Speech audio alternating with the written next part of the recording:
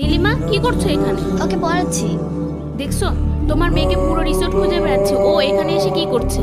মামনি চল তাড়াতাড়ি রেডি হয়ে নাও, আমাদের ফিরতে হবে। বাবা আর কয়েকদিন থাকি। কেন? বাবার অনেক কাজ পড়ে আছে না, আমাদের যেতে হবে। রেডি হয়ে নাও। বাবা আমি যদি চলে যাই তাহলে ওকে পড়াবে কে? ও করবে, অসুবিধা নেই, তুমি রেডি হও। না, ও এমনিতেও গরিব, ও তো কাজ করে খায়। আমি যদি চলে যাই তাহলে ওকে পড়াবে কে? ও তো স্কুলেও যায় না। তোমার লাইফে পেয়ে মেয়ের এই অবস্থা। মামনি পড়াশোনা নিয়ে তোমার চিন্তা করতে হবে না, ওর পড়াশোনা খুব। না বাবা, আমি এখানে থাকবো, ওকে শিখাবো এগুলি।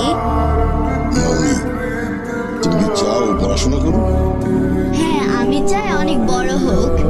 আচ্ছা আচ্ছা ঠিক আছে, আমি ওর পড়াশোনার ব্যবস্থা করছি। রিয়েলি? রিয়েলি? প্রমিস? প্রমিস। চল। তুমি পড়ো, আমি আসতেছি।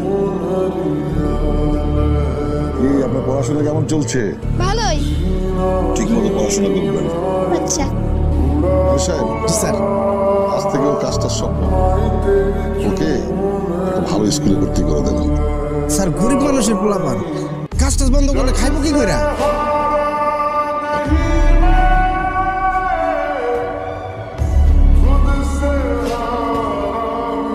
এখানে 2 লাখ টাকা আছে, ওর পড়াশোনা এবং থাকা খাওয়ার সমস্ত খরচ এখান থেকে বহন করবেন।